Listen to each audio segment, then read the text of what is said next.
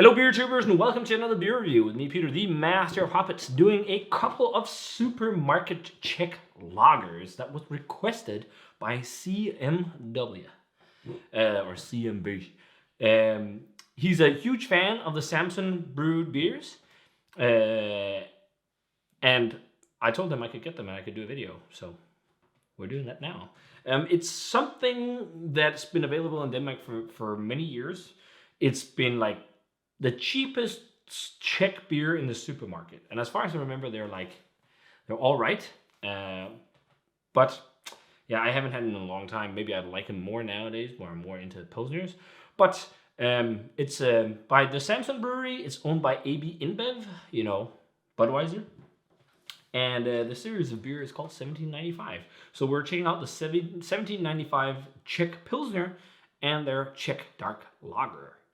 So the first thing that jumps to mind, it's 4.7%, and on the back here they mention ingredients: hops, hop extract, barley malt, and water. Fine. A lot of people will think, oh, extract, but actually hop extract can be nice for using to get a high yield in brewing, and also because it can give a really clean bitterness because there's no plant matter.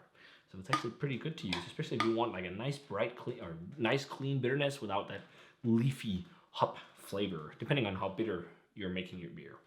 And then we got the Dark Lager, which is the same ABV, 4.5, so it's actually a bit lighter.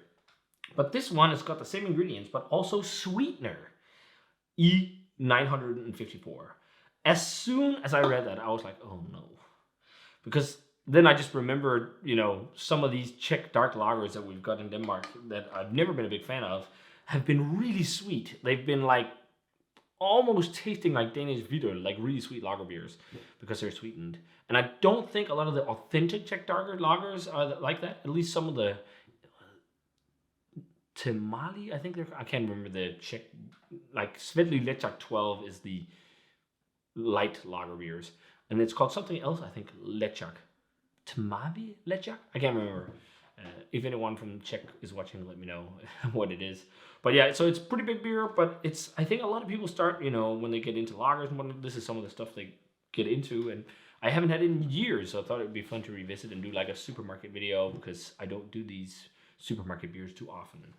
These were really cheap. They were like €2 a can, and in Danish standards, that is really damn cheap. Danish prices are crazy. If you're not from Denmark and you go to Denmark, most people's comment will be like, wow, your country is expensive. And it is. So the dark lager is 4.5, as I said, and actually it's won some medals at interesting. Stockholm Beer and Whiskey Festival is what's on here, and that's probably because these are the Scandinavian marketed cans, because you can see there's both Swedish and Danish and whatnot on here. So maybe that's why they put that on there as an award instead of a more international one. But yeah, it says here 1795. It's a Czech quality lager manufactured in České Budějovice.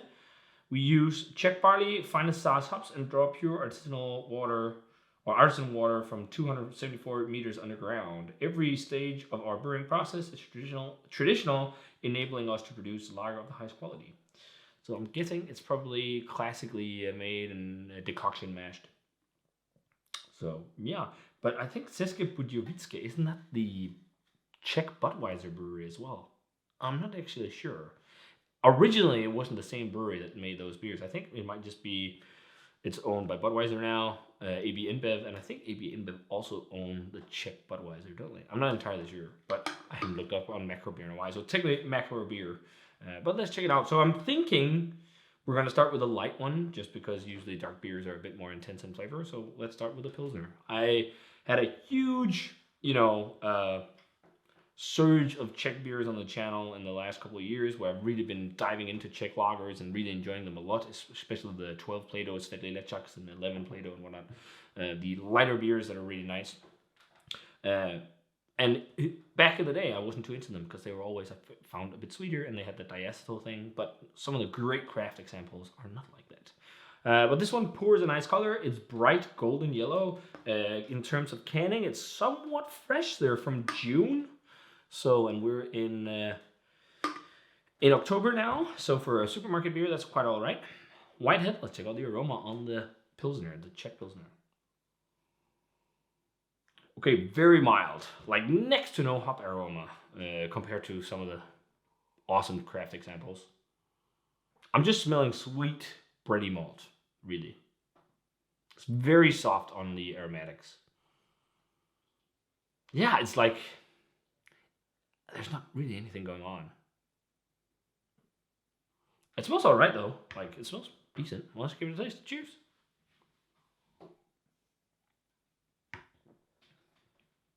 Yeah, and this reminds me why I'm usually not too into supermarket Czech beers. It's quite sweet. It has like a sugary sweetness, like syrup, like corn syrup or something like that. It really tastes like American macro beer somewhat, almost. This is like so far from my quality. I'm sorry, man. Like I know you like these and that's totally fine. Like people can like whatever they want. But I can already say right now, like this is not for me. But we've also been drinking some nice lagers today, and jumping from like nice craft lager to something like this is quite different. It seems so much sweeter. Like there's this huge sweet malt backbone to this, like sweet bready malt. There's no off flavors. It's really clean, but it's also like kind of light and boring.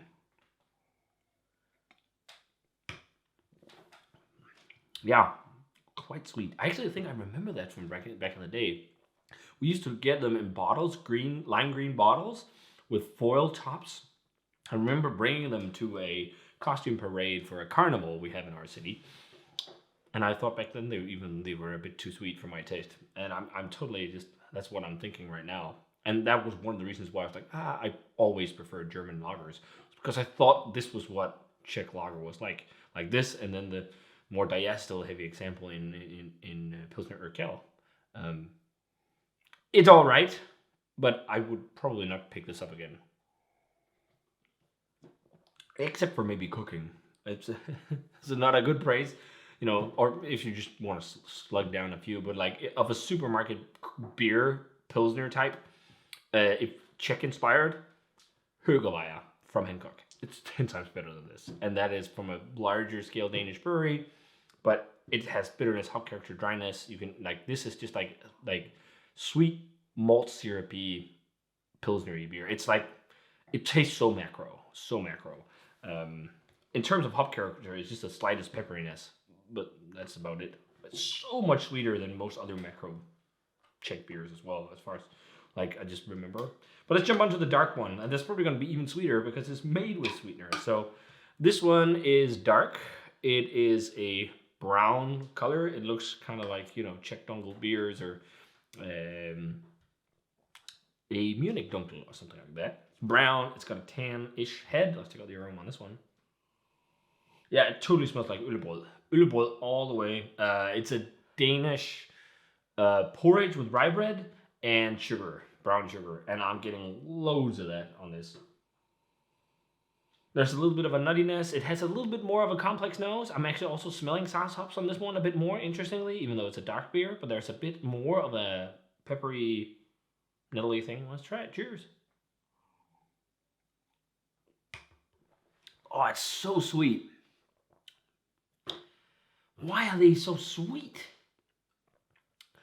Like, man, like Pilsner beers should not be sweet in my mind. Like lagers, like the only sweet lagers I enjoy if it's like Doppelbock, for example, or something like that, and it has like just something to cut the sweetness. This is like really sweet. It's almost like you took like a loaf of some kind of dark bread and just coated it in brown sugar. That's what I'm getting at. Like if you love sweetness, I'm sure you dig this, but it's just way too sweet for my palate for this kind of beer. Like it's not like, oh, it sounds like it's sickeningly sweet. It's not, but it just has more sweetness than I would personally prefer. Like quite high. It tastes like øllebrød, but with classic hops. It tastes a bit like, almost like you mixed Pilsner into a Danish hvidøl. Yeah, I'm not a massive fan of these. Like, these would be beers I would just buy if I was, yeah, I don't know, getting drunk or something. I know I wouldn't even buy this. I would buy something else. I don't think these are great at all. They're pretty terrible macro beers. I'm sorry, man. I'm sure you enjoy them. Maybe you tried them in a, you know, this is brewed for the Scandinavian market. It also says here it's canned for the Scandinavian market. So I'm not even sure. Yeah, it's brewed at the Praha Brewery, it says.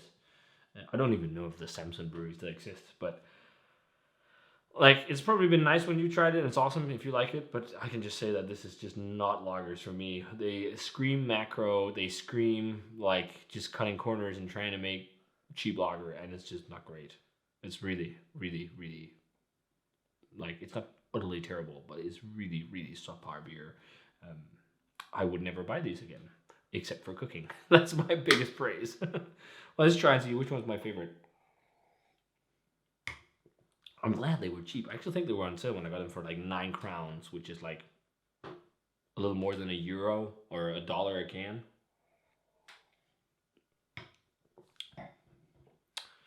I don't think I like either of them more than the other. They're quite clean, which is awesome. No off flavors. They're just really sweet and very macro tasting. Again, this like malt syrup or corn syrup type flavor, which is just too much for me.